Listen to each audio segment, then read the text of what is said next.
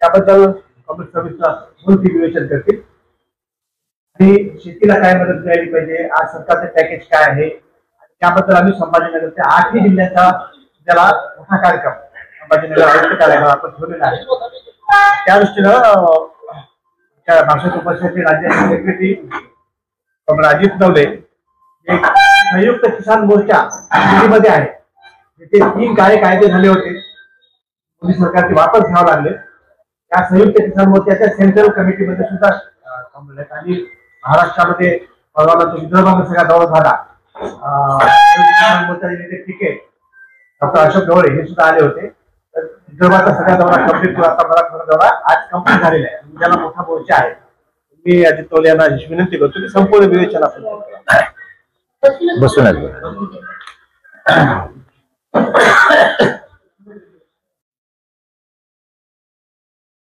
नांदेडमध्ये आजच्या पत्रकार परिषदेसाठी आपण सर्व पत्रकार आलात. आपल्या सर्वांचं पुन्हा एकदा अखिल भारतीय किसान सभा, शेतमजूर युनियन आणि CITU कामगार संघटनेच्या वतीनं स्वागत करतो.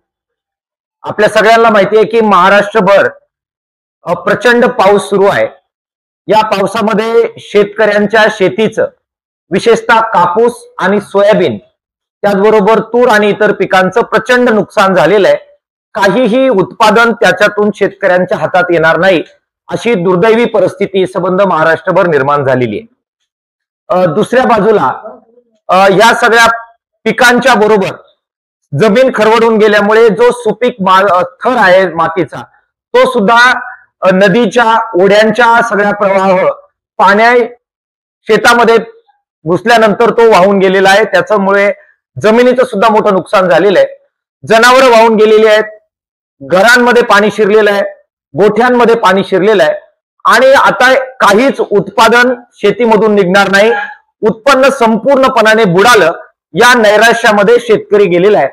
शेतमजुरांच्या हातचा सुद्धा रोजगार गेलेला आहे. या पार्श्वभूमीवर अखिल भारतीय किसान सभा, शेतमजूर युनियन आणि CITUच्या वतीने संबंध मराठवाड्याच्या 8ही जिल्ह्यांचा दौरा करून एक जबरदस्त मोर्चा 30 तारखेला उद्या छत्रपती संभाजीनगर येथील आयुक्त कार्यालयावर काढण्याचा निर्णय हा आम्ही 3ही संघटनांनी घेतला होता. त्यानुसार गेले 3 दिवस संबंध मराठवाड्याचा दौरा आमच्या सगळ्या नेत्यांनी केला. मी सर्व जिल्ह्यांमध्ये त्याच्यामध्ये होतो. सुरुवात छत्रपती संभाजीनगर या ठिकाणावरून झाली. तिथे अनेक गावांना भेटी देत परभणीमध्ये अनेक गावांना रात्री उशिरापर्यंत आम्ही भेटी दिल्या आणि शेतकऱ्यांची विचारपूस केली. मोर्चाची सुद्धा तयारी केली. काल परभणीमध्ये सर्व अनेक गावांमध्ये आमचे सगळे कार्यकर्ते गेले. मी स्वतःही गेलो आणि शेतकऱ्यांना भेटलो. आज आम्ही नांदेडमध्ये आलेलो आहे. नांदेडमध्ये आमचे सगळे नेते जे आपल्याला सगळ्या चळवळीमध्ये सक्रिय असतात, तुम्ही त्यांना ओळखता, त्यांनी एक भयानक गोष्ट सांगितली आणि त्यामुळे इतर ठिकाणचा बाकी सगळा दौरा नंतर करायचा, पण अगोदर त्या शेतकऱ्याच्या दारात जायचा निर्णय आम्ही घेतला. आपल्या सगळ्यांना माहिती आहे की इथे अत्यंत दुर्दैवी घटना घडलेली आहे. आजपर्यंत आपण कर्जबाजारीपणामुळे शेतकऱ्यांच्या आत्महत्या ऐकल्या होत्या. मात्र कर्जबाजारीपणा नाही, पण शेतीमध्ये पाऊस जो आला त्याच्यामुळे 4 एकर जमीन ही मातीमोल झाली. सोयाबीनचं पीक सबंधपणाने संपलं. त्यामुळे आपल्या नांदेडवरून अगदी हाकेच्या अंतरावर 10-12 किलोमीटरवरच असणाऱ्या वाहेगाव या ठिकाणी एका शेतकऱ्यांनी आत्महत्या केली हे आपल्या सगळ्यांना माहित आहे. आम्ही तातडीने त्या ठिकाणी गेलो. ते चित्र अत्यंत हृदयद्रावक अशा प्रकारचं चित्र होतं. अत्यंत गरीब असणारा हा शेतकरी, त्याचा मुलगा आम्ही ज्यावेळी भेटायला गेलो त्यावेळी त्याच्या भावनांचा बांध फुटला आणि तो धाय मुकलून रडत स्वतःच्या बापाच्या आत्महत्येची कहाणी सांगत होता. नांदेड जिथून अनेक महामार्ग चाललेत आणि औद्योगिक प्रगतीचे शहर आहे, तिथून अगदी हाकेच्या अंतरावर या शेतकरी बापानं जे भोगलं ते शब्दात वर्णन करणारं नाही. हा शेतकरी रानात गेला. 4 एकरच्या शेतीपैकी 2 एकरची शेती ही नदीच्या प्रवाहामुळे सबंधपणाने पाण्याखाली गेली आणि उर्वरित 2 एकरची शेती त्याच्यातलं पीक सुद्धा वाहून आलेल्या पाण्यामध्ये गेलं. 4 एकर सोयाबीन बघता बघता नष्ट झालेलं पाहून त्याला घरी येता येत नव्हतं. त्याचा भाऊ म्हणजे आता ज्या मुलाने आम्हाला ही कहाणी सांगितली त्याचे चुलते ते बळच त्या शेतकऱ्याला घरी घेऊन आले, पण बाप आणि हे सगळं चित्र त्याचं वर्णन ज्या त्या शेतकऱ्यांनी केलं, तो धाय मोकलून घरामध्ये रडला, वर गेला. त्याच्या घराचं बांधकाम चालू आहे. बांधकामाच्या समोरून जाणाऱ्या ज्या विजेच्या तारा आहेत त्या तारांवर त्यांनी स्वतःचा देह सोडून दिला, झेप घेतली आणि त्या विजेच्या तारावर तो जो प्रवाह आहे त्याचा उपयोग करत, वापर करत स्वतःचा जीव त्यांनी त्या ठिकाणी संपवला, स्वतःची जीवन यात्रा संपवली. 3 दिवस झालेत या घटनेला. पण मला खेदानं आपल्या सगळ्यांच्या समोर इथे सांगावं वाटतंय, मोठमोठ्या नेत्यांची नावं, राजकीय नेत्यांची नावं नांदेडशी जोडली गेलेली आहेत. देशाचं आणि राज्याचं नेतृत्व केलेले अनेक नावं या ठिकाणी आहेत. परंतु एकही राजकीय नेता या गरीब शेतकऱ्याच्या आत्महत्येच्या संदर्भामध्ये त्या गावामध्ये त्याचं सांत्वन करायला आणि त्याला मदत करायला पोहोचला नाही. हे अत्यंत खेदानं या पत्रकार परिषदेत मला सांगावंसं वाटतंय. या ठिकाणचे आमदार जे आहेत, अनेक वेळा त्या ठिकाणच्या सगळ्या लोकांनी सांगितलं की आम्ही फोन केले, संपर्क केले की या आणि किमान सहानुभूतीचा एक थाप त्या शेतकऱ्याच्या कुटुंबावर टाका. परंतु तुमचे आमदार जोपर्यंत आम्ही जाऊन येत नाही आणि मीडियामध्ये बाकी बातम्या येत नाही तोपर्यंत या ठिकाणचे आमदार त्या ठिकाणी पोहोचले नाहीत. फक्त एक तलाठी गेला, तलाट्याने जुजबी भेट दिली, कलेक्टर जवळ गेले, जवळच्या गावापर्यंत गेले, पण या शेतकऱ्याचं सांत्वन करायला तिथे पोहोचले नाहीत. ज्यावेळी विचारलं कलेक्टरला की का आले नाहीत, सांगितलं की ओढ्यांना पाणी होतं म्हणून आले नाही. परंतु ओढ्यांच्या व्यतिरिक्त 2 रस्ते त्या गावाला जातात. कलेक्टरांनी ठरवलं असतं तर ते तिथे जाऊ शकले असते, परंतु ते सुद्धा साधा मदतीचा शब्द द्यायला सुद्धा त्या ठिकाणी कोणी पोहोचलं नाही. एकट्या तुमच्या या गावातली ही परिस्थिती नाही. मी आल्यावर माहिती घेतली, जानेवारी पासून आतापर्यंत नांदेड जिल्ह्यामध्ये 101 शेतकऱ्यांनी आत्महत्या या संबंधित काळामध्ये केलेल्या आहेत. आपल्या जिल्ह्याची ही 100 ओलांडली. आत्महत्यांच्या बाबत ही परिस्थिती आहे. भावांनो, सबंधपणाने शेतीचं नुकसान महाराष्ट्रभर झालेलं आहे. सरकार सांगते आम्ही पूर्ण मदत करतोय, शेतकऱ्याच्या मागे उभे आहे.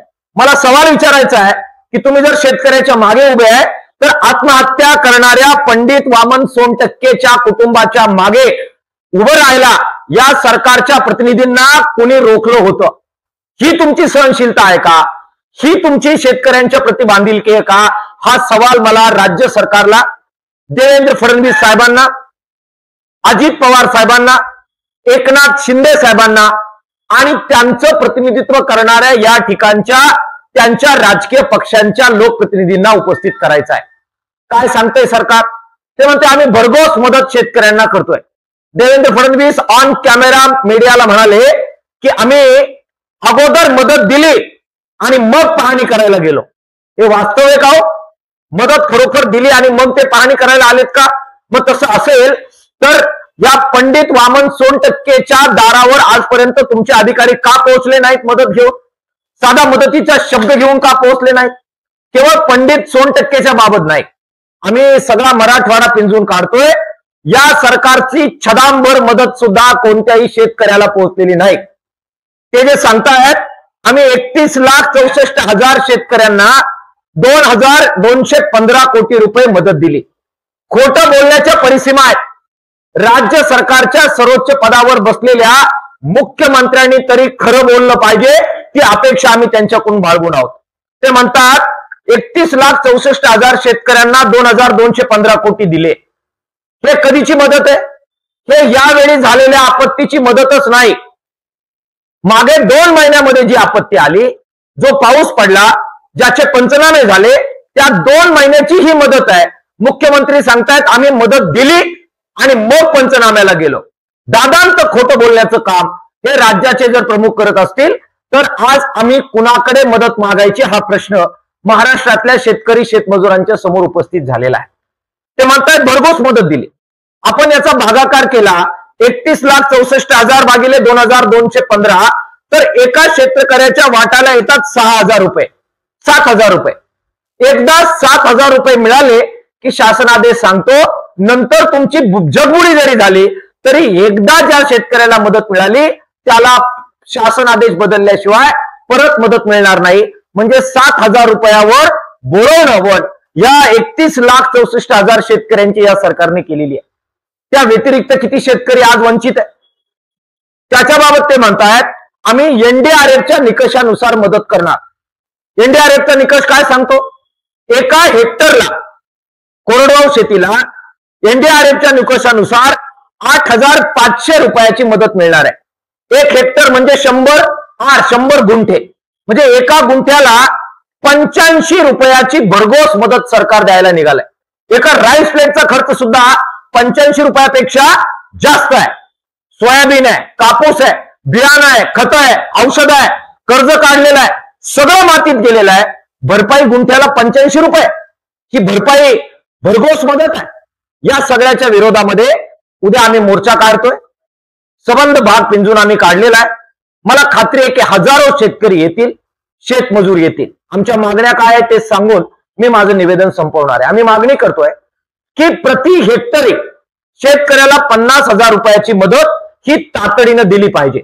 पंजाब सारख्या सुपीक प्रदेशात सुद्धा तिथलं सरकार ते सिंगल इंजिनचं सरकार आहे, म्हणजे आप आदमीचं सरकार आहे. केंद्राची काही मदत त्या सरकारला होईल अशी परिस्थिती नाही. हेक्टरी 50,000 रुपये देत आहे. हे डबल इंजिनचं सरकार आहे ना, आणि डबल आफत आलेली आहे शेतकऱ्यांवर.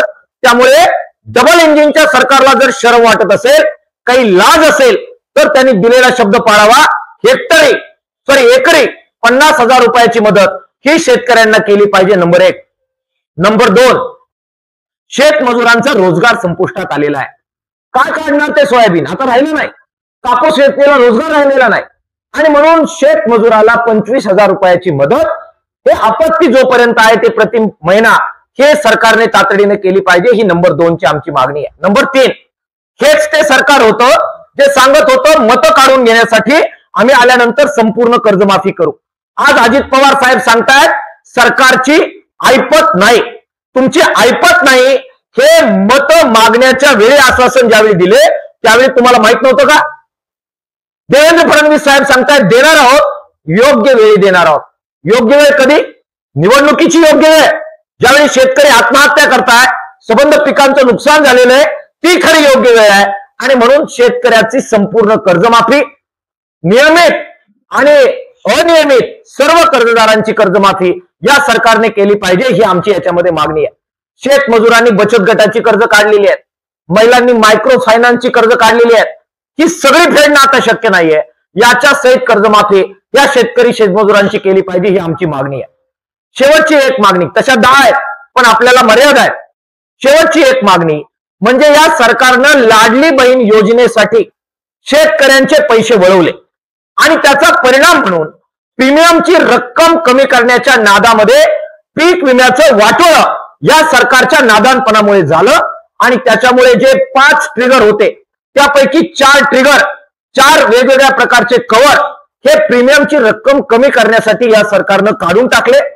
त्याचा परिणाम म्हणून, दुष्परिणाम म्हणून आज शेतामध्ये पाणी गेलं, ट्रिगर लागू असते, शेतकऱ्याला पीक विमा कंपन्यांनी पैसे दिले असते.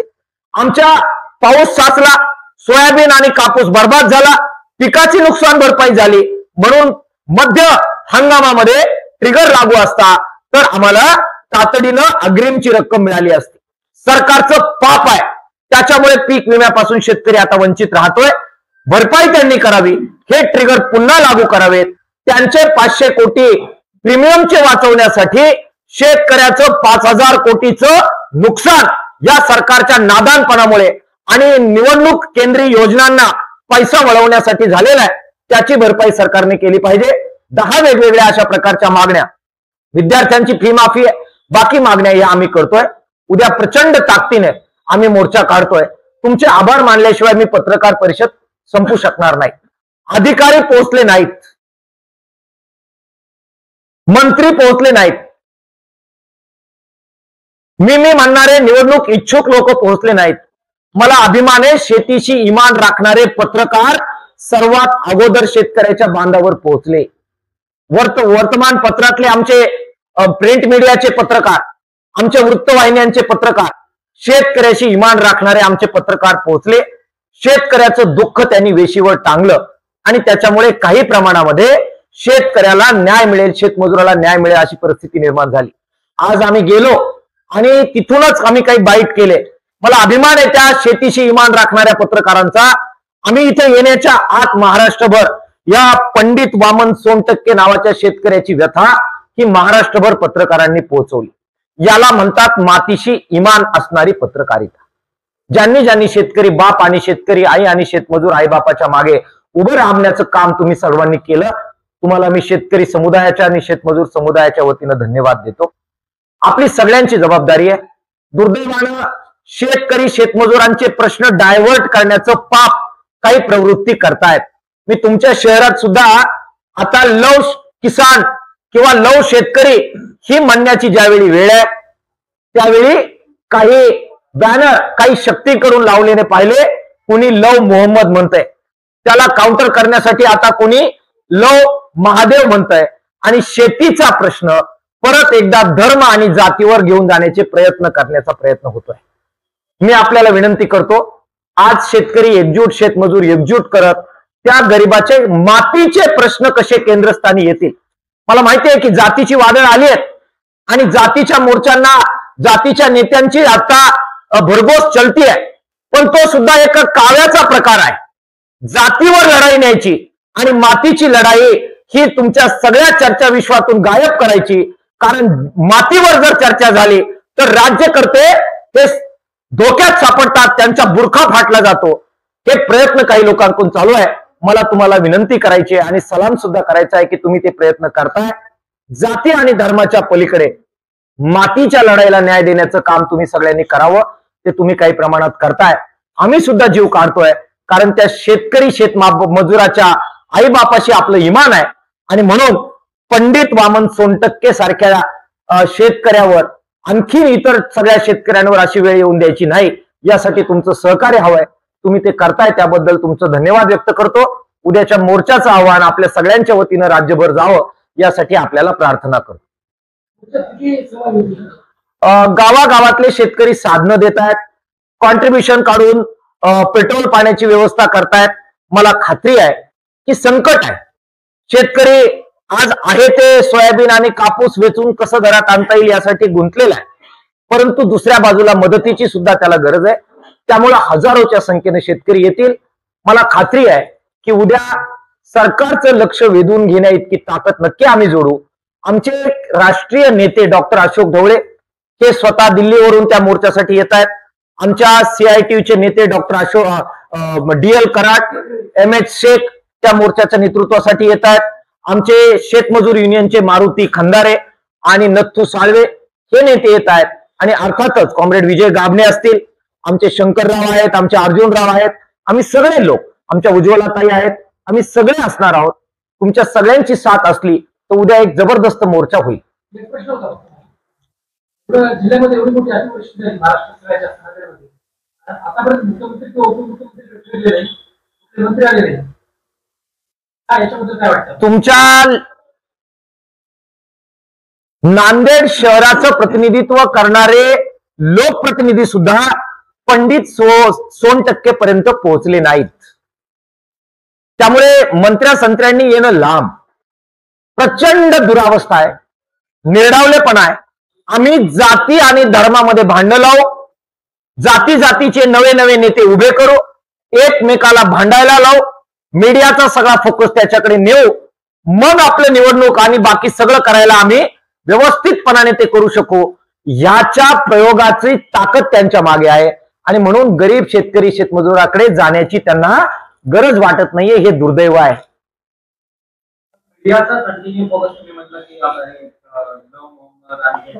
परंतु तरी मीडियाचा फोकस कंटिन्यू आपल्या ओढा दुष्काळावर बिलकुल आहे. तरी राज्यकर्ते ओढा दुष्काळ जाहीर करत नाही. काय कारण वाटतं? मी आपल्याला बरोबर तुम्ही सांगितलं की डायव्हर्ट होण्याचे प्रयत्न होत असताना सुद्धा मीडियाचे जे लोक ज्यांना शेतीबद्दल मातीबद्दल कनेक्ट आहे त्यांनी खूप प्रयत्न केलेत. मला सलाम करायचा आहे. मी ही बातमी बाहेर काढल्या टीव्ही चॅनलचे प्रतिनिधी सोनटक्केकडे भेटायला गेलेत आणि राज्य स्तरावरच्या बातम्या झालेल्या आहेत. मला त्याबद्दल तुम्हाला सलाम करायचा आहे. संकटाच्या काळात कसं वागावं जमीर जिवंत असलेल्या पत्रकाराने हे काम तुम्ही सगळ्यांनी केलेलं आहे. मला तुमच्याबद्दल आदर आहे. परंतु प्रयत्न सातत्यानं चालू आहे की ही लढाई मातीवरून जातीवर आणि धार्मिक मुद्द्यावर जावी. सातत्यानं प्रयत्न चालू आहेत. हे षडयंत्र आहे. आणि म्हणून आपण बघा, नवे नवे जातीचे नेते उभे केले जात आहेत. त्यांना ताकद दिली जाते, सर्व प्रकारची आर्थिक, मीडिया, सगळी ताकद. एकमेकाच्या विरोधात त्यांचे भडकाऊ विधानं येत आहेत. आणि मग शेतकरी जाती ज्या आहेत, मराठा शेतकरी जात आहे, कुणबी शेतकरी जात आहे, धनगर शेतकरी जात आहे, आदिवासी शेतकरी जात आहे. आज जो मोर्चा निघाला ते बंजारा शेतकरी जाती आहेत. या सगळ्या शेतकरी जातींचा जो उद्रेक आहे, तरुणांना रोजगार नाही, शेती बर्बाद झाली आहे, आत्महत्या करतोय, पोरांनी म्हणावं घेतलं तर आपल्याला चौका चौकामध्ये घेरतील, हे राज्यकर्त्यांना भाजप RSS ला बरोबर माहिती आहे. त्यामुळे हा शेतकरी जातीमधला जो हा तरुण वर्ग आहे, याच्या डोक्यात मातीचा विषय येऊ न देता जातीचा विषय कसा येईल यासाठी षडयंत्र केलं जात आहे. आणि त्याचा परिणाम आपण बघा की बाप आत्महत्या करत असताना मातीच्या लढाईऐवजी जातीच्या लढाईला गर्दी जादा जमताना दिसते. हे षडयंत्र आहे, हा कावा आहे. धर्माचा वापर होतोय. काय कारण आहे? आज हे सगळे बॅनर लागायचं. आज अनेक काही टीव्ही चॅनल मध्ये बॅनर झळकतायत आणि सोशल मीडिया पूर्णपणाने कामाला लागलाय. लव मोहम्मद आणि लव महादेव. अरे हा शेतकरी आमचा महादेव आहे आणि शेतकरी माऊली आमची पार्वती आहे. आणि ती आज धाय मोकलून रडते आहे. तिचं दुःख, तिच्यावरचं प्रेम हे दाखवण्याचा प्रयत्न जे काही सगळे लोक करतायत, तुम्हाला त्याच्यावरचं लक्ष डायव्हर्ट करून या सगळ्या याच्यामध्ये त्यांचा वापर जातीय तणाव आणि धार्मिक तणावासाठी करण्याचा तुमचा प्रयत्न आहे. ही किती लाजिरवाणी गोष्ट आहे. आमचा पांडुरंग शेतात, आमची रुक्माई शेतामध्ये तुमच्या सगळ्याकडे पाहते आहे मदतीसाठी, एक प्रकारच्या सहानुभूतीसाठी. हे षडयंत्र आहे. पण हे आपण सगळे मिळून उद्ध्वस्त करू.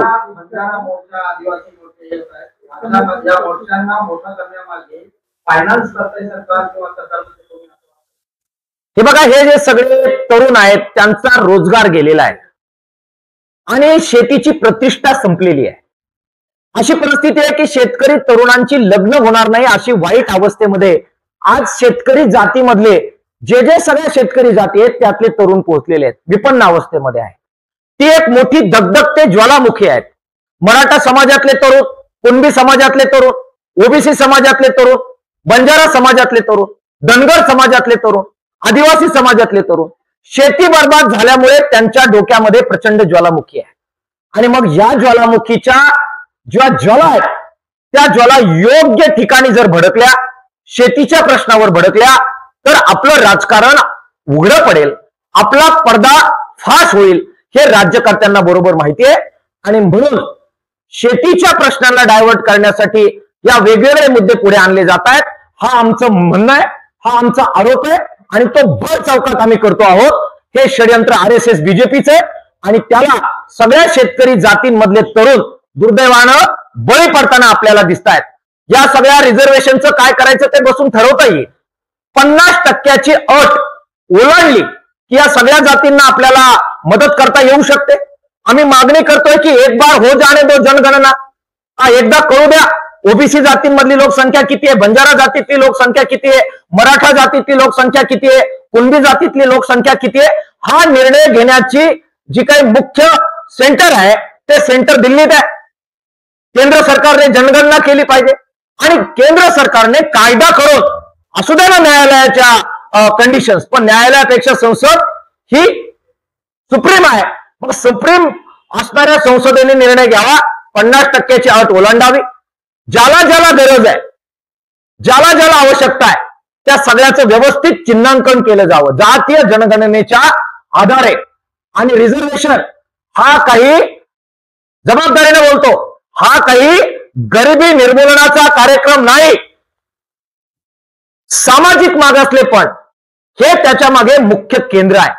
त्यामुळे सामाजिक मागासले कोण कोण आहेत त्यांना हात दिला पाहिजे, जरूर दिला पाहिजे, पण कोणाच्या ताटातून काढून घेऊन नव्हे. मोठं ताट आहे ना. आणि नोकऱ्या कुठे हो? ताटात नोकऱ्या शिल्लक आहेत का? रिझर्वेशन मिळालं तरी आज खाजगी क्षेत्राचं जे अतिक्रमण झालेलं आहे त्याच्यामुळे सरकारी नोकऱ्या शिल्लक नाही. पण आमचे हे तरुण आज हा प्रश्न केंद्रस्थानी घ्यायला तयार नाहीत. आज आमचे हे तरुण हा प्रश्न विचारायला तयार नाहीत की या सगळ्या रोजगाराच्या पार्श्वभूमीवर सरकारी ज्या नोकऱ्या आहेत त्याची भरती आज गेले अनेक वर्ष झालेली नाहीये. आम्ही लोक मागणी करतोय की अरे नव्या नोकऱ्या तर नाही पण ज्या आहेत त्या तर भरा. कॉन्ट्रॅक्ट बेसवर आदिवासी समाजातल्या लोकांना ज्या त्यांच्या नोकऱ्या आहेत त्या कॉन्ट्रॅक्ट बेसवर करण्याचं पाप याच सरकारने केलं आणि त्यासाठी आदिवासी विद्यार्थी हे उपोषणाला बसले नाशिकला. त्यांची मागणी या सरकारने मान्य केली नाही आणि कॉन्ट्रॅक्ट बेसवर या सगळ्या आदिवासींच्या नोकऱ्या या कॉन्ट्रॅक्ट बेसवर डायव्हर्ट केल्या.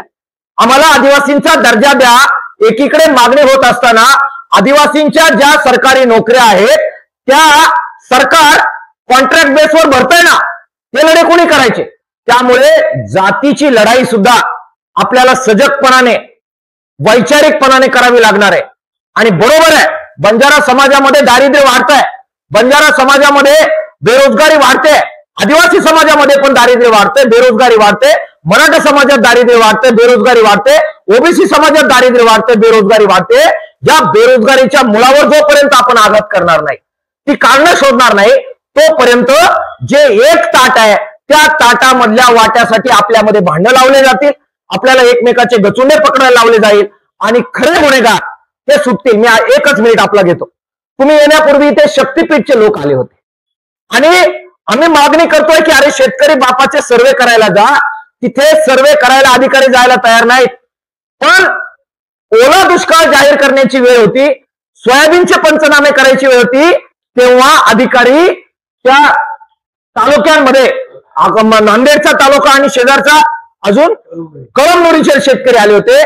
त्यांच्या जमिनी काढून घेण्याच्या नोटिसा भर पावसात घेऊन गेलेत आणि भर पावसात मोजणी करायला अधिकारी पोहोचलेत शक्तीपीठच्या साठी तुमच्या जमिनी काढून घेण्यासाठी. प्रायोरिटी काय बघा, पंडित वामन सोनटक्केच्या कुटुंबाचा काय झालं ते पाहायला अधिकाऱ्याला वेळ नाहीये. पण याच जिल्ह्यातले अधिकारी आणि शेजारी कळमनुरीचे काहीतरी एसडीओ मॅडम आहेत, त्या मॅडम भर पावसात नोटीस बजावताय आम्ही सर्वे करायला येऊ राहिलोय, तुमची जमीन काढून घ्यायची आहे. प्रायोरिटी लक्षात घ्या. शेतकरी जातीतील तरुण हे लक्षात घेणार आहे का की तुम्हाला जातीवरून भडकवलं जात असताना तुमची माती कॉर्पोरेट कंपन्यांना काढून घेण्यासाठी पूर्ण ताकद लावली जाते. आणि का काढून घ्यायचे आहेत, का हवाय शक्तीपीठ? नम्रपणाने सांगतो, कोणाही शेतकऱ्याने मागणी केलेली नाही. हे कॉर्पोरेट ज्या कंपन्या आहेत त्यांना हे सगळं जे काही नागपूर आणि तिकडच्या सगळ्या भागामध्ये जंगलांमध्ये जे बॉक्साईड आहे, जे खनिज आहेत, ते एक्सप्रेस वेने समुद्रापर्यंत पोहोचवायचंय अदानी अंबानीचं आणि डायरेक्ट परदेशात न्यायचंय. मध्ये स्टॉपच नकोय, अत्यंत हाय स्पीड करत ते खनिज वाहून न्यायचंय आणि त्यासाठी शेतकरी बापाची जमीन काढून टाकण्याची तत्परता आहे. सगळ्यांना सगळा वाटा दिलेला आहे. अधिकाऱ्यांना त्यांचे वाटे पोहोचतील, सगळ्या ठेकेदारांना वाटे पोहोचतील आणि शेतकरी बापाची जमीन लुटली जाईल. त्यामुळे जातीपेक्षा माती वाचवण्याची लढाई जोपर्यंत शेतकरी जातीतील तरुण लक्षात घेणार नाही, पत्रकार जे आहेत ज्यांचं इमान अजूनही शेतीशी आहे त्यांचा आत्मा तळतळला ना शेतकरी पाण्यात उभा आहे हे पाहिल्यानंतर, मग रिझर्वेशनच्या आंदोलनामध्ये सामील होणाऱ्या तरुण शेतकरी पोरांचा आत्मा या जमिनी काढून घेतल्या जात आहेत आणि तुमच्याच रक्तामासाचा पंडित वामन सोनटक्के स्वतःला विजेच्या तारेवर झोकून देतोय. त्याच्यासाठी तुमच्या संवेदना जाग्या होणार आहे की नाही हे तुमच्या माध्यमातून शेतकरी जातींमधील तरुणांना मला प्रश्न विचारायचा आहे. शेतकरी असं म्हणताय की अतिवृष्टीग्रस्त शेतकरी असं म्हणताय की जर आम्ही जिवंत राहू तरच त्या शक्तीपीठ महामार्गावरून जाऊ, असा मंत्र्यांना सवाल करताय. काय शक्तीपीठ जबाबदारीने बोलतो मी, किसान सभेचा राष्ट्रीय सहसचिव आहे. या जबाबदारीतून बोलतो. कोणाही शेतकऱ्याला, शेतमजुराला, श्रमिकाला, इथल्या बेरोजगार तरुणाला स्वतःचं वाहन वाहून नेण्यासाठी शक्तीपीठ होत नाही. कॉर्पोरेट कंपन्यांना खनिज वाहून नेण्यासाठी आणि या देशाची संपत्ती लुटून परदेशी भांडवलदारांना ते खनिज सुखेन पोहोचवता येईल त्यासाठी अदानी अंबानींसाठी हे शक्तीपीठ बनतंय आणि त्यासाठी शेतकऱ्याची जमीन काढून घेतली जाते.